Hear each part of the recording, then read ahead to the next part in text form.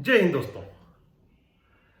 दोस्तों। कनाडा जो लंबे समय से किसान आंदोलन के नाम पर भारत को क्रिटिसाइज कर रहा था, जिसमें हम बार बार देखते हैं कि बहुत सारे, मैं बोलता हूं बहुत सारे संगठन हो सकते हैं जो खालिस्तान की बात करते हैं, लेकिन ज्यादातर वहां के जो सिख हैं वो भारत प्रेमी हैं। लेकिन होता क्या है कि जो जितनी जोर की आवाज में बात करता है उसकी आवाज ज्यादा दिखती है। लेकिन ये जो लोग हैं वो कुछ ना, बहुत सारे पॉलिटिशियंस भी हैं उसमें, विशेषकर जस्टिन ट्रूडो की पार्टी में उनके कैबिनेट के कुछ सहयोगी जो इस प्रकार के एलिमेंट्स के साथ दिखते हैं।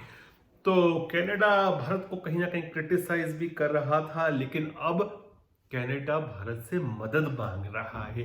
कनाडा ने भारत से वैक्सीन की गुहार की है और माननीय प्रधानमंत्री नरेंद्र मोदी जी का जो ट्वीट आया उससे हमको मालूम पड़ा, जिसमें प्रधानमंत्री जी कहते हैं, was happy to receive a call from my friend Justin Trudeau, जो कि प्रधानमंत्री हैं कनाडा के, assured him that India would do its best to facilitate supplies of COVID vaccines sought by Canada. We also agreed to continue collaborating on other important issues like climate change and the global economic recovery. अब आप ये देखिए कि खुद Justin Trudeau ने मोदी जी को phone किया, और जब जस्टिन ट्रूडो भारत आए थे, भारत यात्रा पे आए थे, तो भारत सरकार ने एक तरह से कोल्ड शोल्डर दिया था उनको, क्योंकि उनके साथ जो एलिमेंट्स आए थे उनमें से कुछ जो थे वे खालिस्तान वाली प्रवृत्ति के लोग थे, खालिस्तानी सपोर्टर थे। एक तो जो आए थे वो तो सजा याफ्ता भी रह चुके थे भारत में, और एक कांग्रेस के नेता थे, जब उन्होंने सजा पाई थी तो उनकी हत्या में भी कहीं ना कहीं उनका नाम था, तो सजा याफ्ता व्यक्ति भी आए थे उनके साथ। तो भारत सरकार की तरफ से कोल्ड शोल्डर मिला था जस्टिन ट्रूडो को। लेकिन आज जस्टिन ट्रूडो आगे होकर मोदी जी से निवेदन कर रहे हैं कि वैक्सीन चाहिए हमको। और देखिए इसकी स्थिति क्यों बनी, किस तरह से बनी, जहां तक मुझे इसमें समझ में आया है कि पैटी हेजडू, ये जो है जस्टिन ट्रूडो की हेल्थ कैबिनेट में हेल्थ मिनिस्टर हैं, और जब वहाँ की ऑपोजिशन ने इनको प्रश्न करना शुरू किया कि आप जो है जब बात कर रहे हैं कि आप कोविड के वैक्सीन्स ला रहे हैं, कैनेडियन लोगों के लिए इकट्ठे कर रहे हैं, वैक्सीनेट करना चाहते हैं अपनी जनता को, तो क्या आपने भारत से सहयोग लिया, क्या आपने भारत से बात की, जो कि दुनिया का सबसे बड़ा वैक्सीन का निर्माता है। तो जिसको कहते हैं ना बगले झांकना, वो बगले झांकने लगने वाली स्थिति में आ गए वहाँ की जो हेल्थ मिनिस्टर हैं। और उसके बाद अंडर प्रेशर जस्टिन ट्रूडो को आगे आकर हेल्प मांगनी पड़ी। अब कुछ लोग कह रहे हैं कि हम कनाडा को क्यों दें। देखिए कनाडा को मोदी जी जो दे रहे हैं वे जस्टिन ट्रूडो को नहीं दे रहे हैं, वे दे रहे हैं बेसिकली कनाडा को। कनाडा भारत का अलाय है। जस्टिन ट्रूडो आज हैं कल नहीं रहेंगे, उनकी पार्टी आज है कल नहीं रहेगी, लेकिन देश रहते हैं।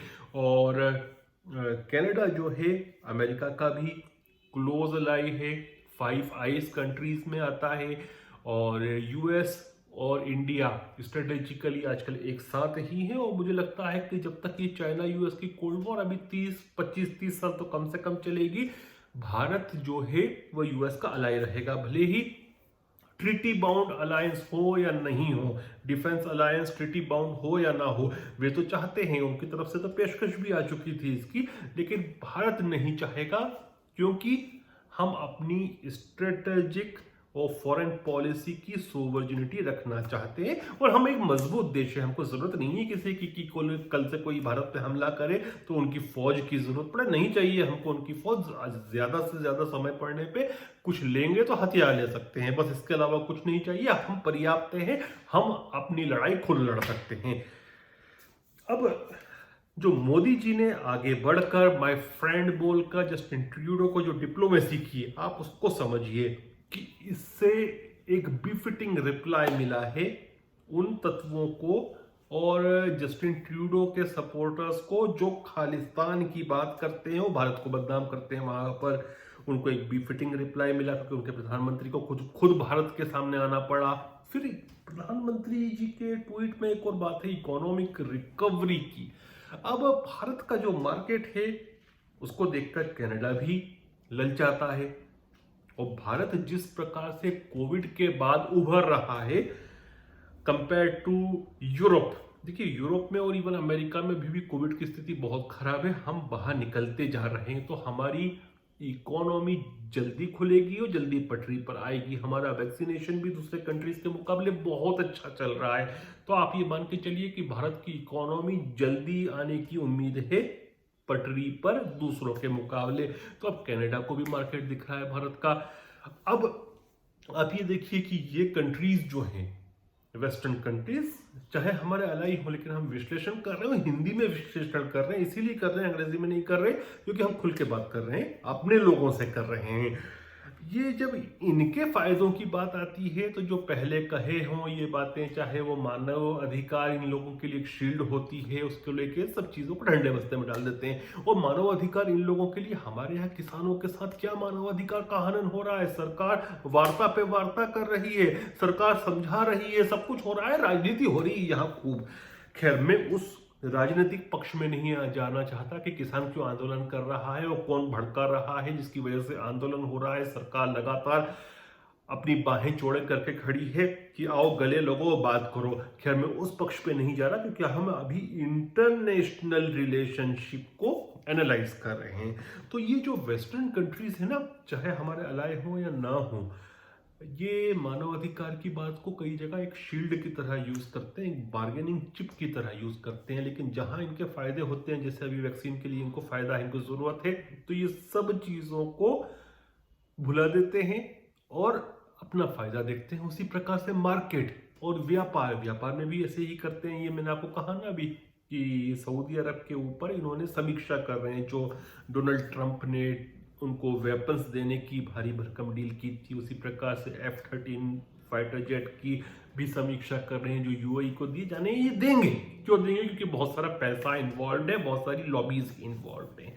लेकिन मोदी जी ने जो किया है ना, इसमें बहुत अच्छी कूटनीति दिखाई है और वैक्सीन डिप्लोमेसी हमारी बहुत कारगर हो रही है। यहाँ तक इंडो पैसिफिक के छोटे छोटे आइलैंड्स को भी भारत वैक्सीन दे रहा है, जो दिखते तक नहीं है लेकिन स्ट्रेटेजिक इंपॉर्टेंस है उनका। तो मोदी जी की विदेश नीति में जो डिप्लोमेसी है उसको मानना पड़ेगा, और इवन वैक्सीन डिप्लोमेसी भी बहुत अच्छी तरह से चल रही है। लेकिन ये उन लोगों के को भी सोचना चाहिए जो मानव अधिकार की ढाल बनाकर, चाहे देखिए कुछ हैशटैग चले थे कि फार्मर्स जेनोसाइड, अरे भैया जेनोसाइड कैसी बात थी? वो दिख रहा था कि भारत को टारगेट करने के लिए हैशटैग चले थे।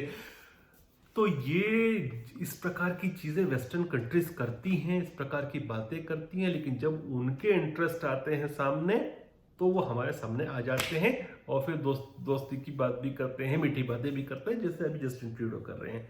खैर, अच्छी बात है, लेकिन भारत जो है वह मानवता के लिए हमेशा काम करने के लिए तत्पर रहता है। मोदी जी का मंत्र रहा है कि हमारी डिप्लोमेसी भी मानवता से भरी हो। आप देखिए कि अफगानिस्तान में भी हमने जो पैसा लगाया है, $2 बिलियन से ज्यादा हम खर्च कर चुके हैं। और किन चीजों में किए हैं? चाहे वाटर सप्लाईज के लिए किया हो, चाहे लाइब्रेरी बनाने के लिए, स्कूल बनाने के लिए। तो भारत हमेशा मानवता के पक्ष में खड़ा रहेगा। दीनदयाल जी ने जो एकात्म मानव दर्शन बताया था, मोदी जी उसके अनुयायी करते हैं, उनके अनुयायी हैं, वो उसका अनुसरण करते हैं और हम सही पथ पर जा रहे हैं।